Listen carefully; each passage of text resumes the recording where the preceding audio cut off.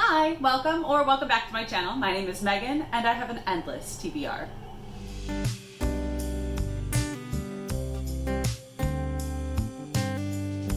First of all, it's early in the morning. I'm filming before work today, so we'll see how this comes out. I have my coffee with me and the heat is running, so you can probably hear the furnace, for which I apologize.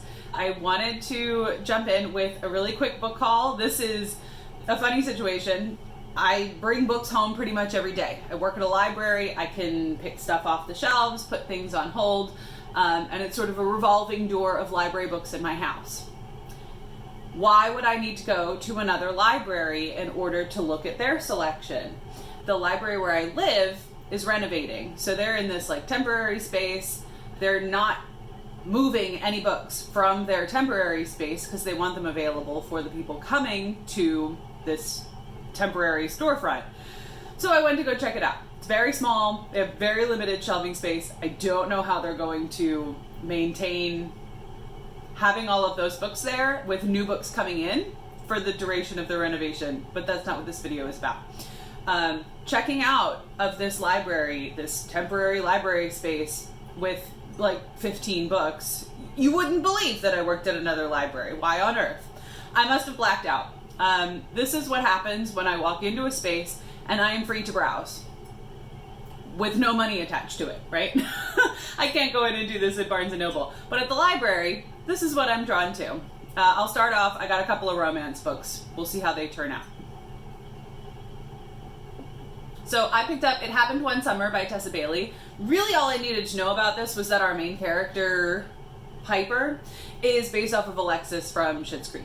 I love her, though David and I are probably more kindred spirits, but I love Alexis and look forward to getting into this one. Next up is The Love Con by Seressia Glass. I've heard really nice things regarding the representation of our main protagonist's body image and self-love. So this is a fake dating friends to lovers tropes, I think, and revolves around cosplay and a Comic-Con. So I've never been to a Comic-Con, but it sounds like a lot of fun, and I'm hoping I can get all the feels from this. And the last romance book, is Ice Planet Barbarians by Dixon. I don't know if I'm actually going to read this. I think the audiobook is available via Hoopla, which is a little less conspicuous than this special edition cover with our blue alien guy here at the top. I hear it's ridiculous.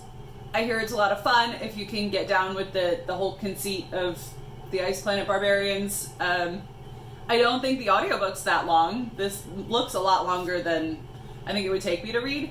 So we'll see. It's a library book. If I don't get to read it, nobody's even gonna know. Alright, preface this with, I don't read a whole lot of poetry. However, I was drawn in by the title of these collections, by the cover design, and then reading a little bit on the back, maybe. Again, it's a library, so when I borrow things, it's really low risk. And if I don't like them or I don't get a chance to read them, they go right back and nobody's the wiser. So the first poetry collection I picked up is Borderline Fortune by Teresa K. Miller. This is the National Poetry Series winner. So like I said, drawn in by the cover with this beautiful forestry design. And inside, the author asks what we owe one another and how we echo our ancestors' grief and trauma. She seeks to awaken from the intergenerational trance and bear witness to our current moment with clarity and attention, refusing the mind's eye. I can't really tell you what made me take this home with me. April is National Poetry Month, so it's the beginning of March, but I might hold on to this. I might try to get to it on a weekend and see how the language works. Poetry is a very interesting personal reading experience for many people, so this may or may not work for me. That doesn't mean that it does not have merit in its own right.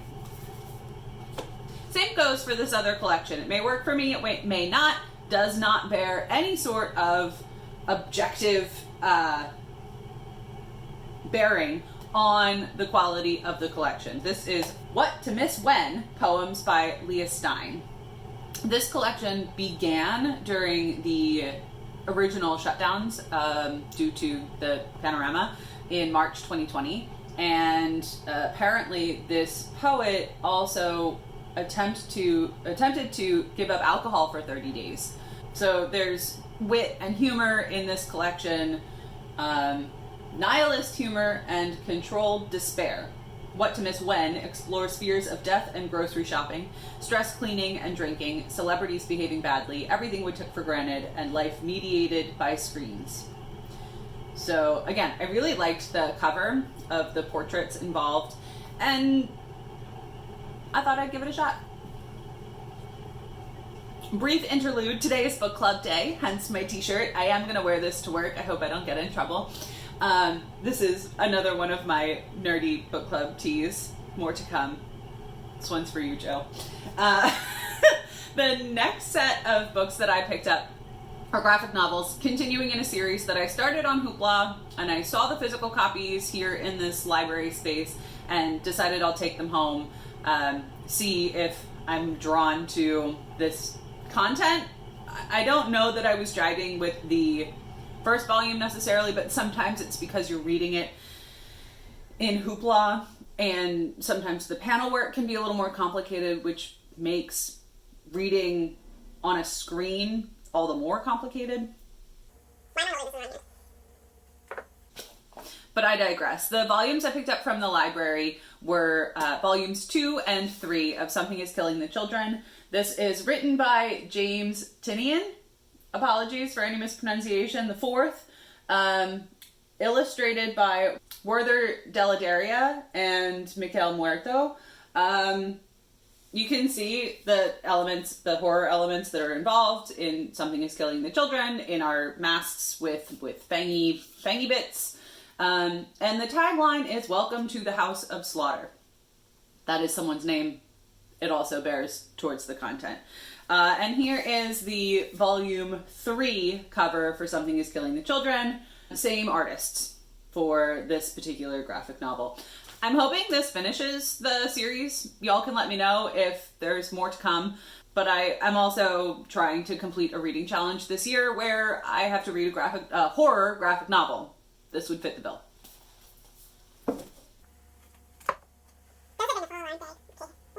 And then I attempted to clear out their YA shelves. Why? I don't know. This was just what I was drawn to on this particular day.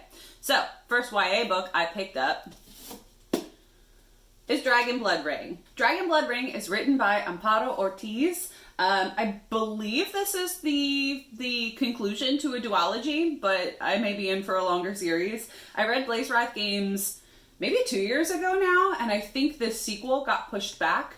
I had an arc of it. I was unable to read it before its release, but now I have a physical copy from the library, and we'll see what happens. The series involves a sports team. The sport that they are playing is sort of polo, but with dragons. There are a lot of challenges involved. I think they get into a quest where they're trying to overtake this big bad, and really it's this team of teenage athletes, and their dragons, of which they have a close personal relationship with, since, you know, fire could kill them at any time. I think I need probably a summary of the previous installment, and we'll go from there. Next up is a book that I don't know that I'm going to love, but when the tagline is, "Into every generation a slayer is born, the next generation starts now." This is In Every Generation by Kendare. This is a new Buffyverse book. I've not read anything by Kendare before. I know she's had a lot of success with other series on sort of the darker side. I've also heard some pretty significant criticisms of how queerness is addressed in this book, particularly regarding canon queer characters from the original TV series. I'm willing to give it a shot to see if the writing, the tone is, you know, something I can get on board with, and if it brings me back to the characters that I know and love from Buffy the Vampire Slayer, the TV series. Okay, this was pretty much purely a cover by. Debut novel of Erica George. The title is Words Composed of Sea and Sky. And what I got from the synopsis was it's a female character who is an artist. And she has maybe something tragic happen to her, and she goes to a new setting. Now we have two diverging timelines. So there's like part historical fiction, part alternating or parallel timelines. And the cover is really gorgeous. Look at this sunrise. So beautiful. Very low stakes when you check out a book from the library. I've been hearing about Erin A. Craig a lot in some of the podcasts that I've been listening to, which are from a year ago when this book came out. We don't need to talk about that. I'm real behind. So I picked up Small Favors by Erin A. Craig. This cover looks pretty innocuous. However, it seems that this is like real dark and verging on horror fiction and gothic YA darkness. So enter not the forest deep, beyond the bells the dark fiends keep. So this is sort of an isolated community, don't go out in the woods type of vibe. And I think our character winds up out in the woods and finding out the darkness that exists there. It probably has something to do with bees. There's honey everywhere. I don't know that I like bees. When I read The Deep by Nick Cutter, there's a lot with bees in that book, and yeah. So we'll see how I fare with this one. It's YA, so it might be a little lighter. And the last book I picked up is another one that I had requested an ARC of and was unable to read before its release date. This is from Wattpad Books. This is Big Boned by Joe Watson. As you can likely tell from the cover illustration and the title itself, this is regarding a plus-size main character, hopefully self-love, body image. It's something that I've struggled with a lot, and I think I maybe saw a resemblance to myself on the cover. I don't have a tattoo, but she's really cute, and I wanted to give this a shot and see what the representation was and how it was handled for a teen audience. So this is what happens when you let me pick out books indiscriminately from one another, and especially if I don't have to shell money out to bring them home with me. This is sort of my Blackout book haul. I don't actually know why I selected some of these books, but I hope that I enjoy each and every one of them. So I'm gonna go finish my coffee, read a magazine, and get ready for work. So I will catch you next time. Bye! And same goes for this other collection. May work for me. What to miss? It's like a rugby combined with dragons, or polo but with dragons, so it's sports. I'm making a lot of sense here.